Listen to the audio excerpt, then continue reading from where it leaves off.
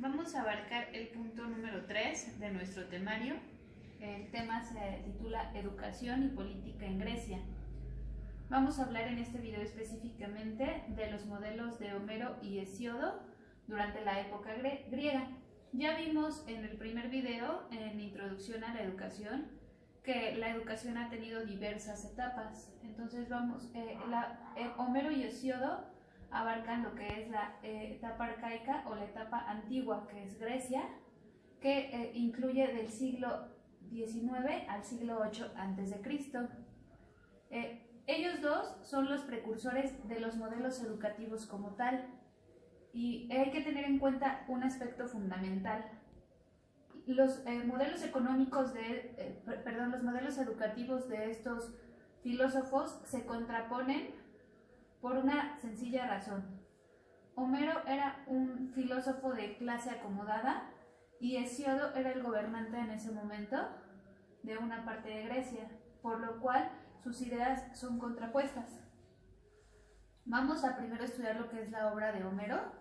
Homero establece que la educación debe dirigirse específicamente a la clase gobernante, y es esta clase gobernante la que deberá dominar, la que deberá ser culta, la que deberá ser educada para que la política dentro del país pueda funcionar. Hace una distinción entre dos cuestiones fundamentales, que son el decir y el hacer. El decir se refiere a las funciones de política propiamente, y el hacer es el arte militar. Es decir, él establece en todo su modelo educativo que se debe decir, es decir, se debe hacer política, y se debe hacer, es decir, se debe llevar a una cuestión militar. Su obra principal es la Ilíada y la Odisea, y habla principalmente de los gobernantes militares. Aquí entonces incluye la parte del decir y el hacer. Por una parte, eres gobernante y haces política, dices en la política, y por otra parte eres militar y haces evidentemente guerra. La educación de los gobernantes va a variar según su modelo educativo, dependiendo de lo que cada uno de ellos estudien, pero evidentemente la parte militar siempre fue lo fundamental para Homero. Para Hesíodo, quien gobernaba en ese momento, lo que le interesaba o lo que necesitaba era que pues la clase trabajadora estuviera inspirada a trabajar, porque mientras mayor trabajo, más productividad, más beneficios. Entonces establece que la educación debe referirse o debe llevarse a la clase trabajadora, a la clase campesina específicamente.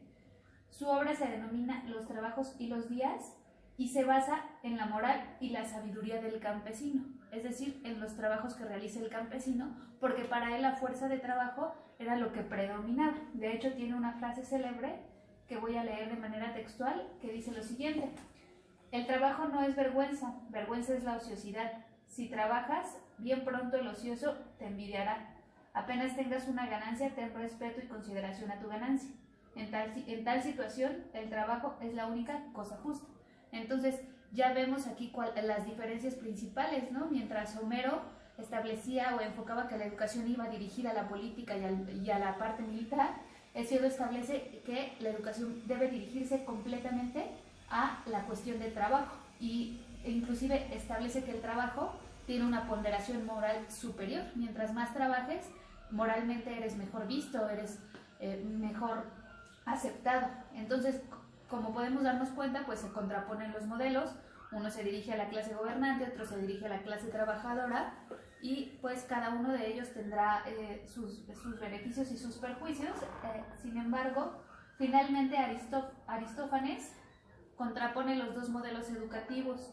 Hace un torneo al que denomina torneo poético, y en ese torneo poético se establece o se decide qué modelo educativo van a seguir.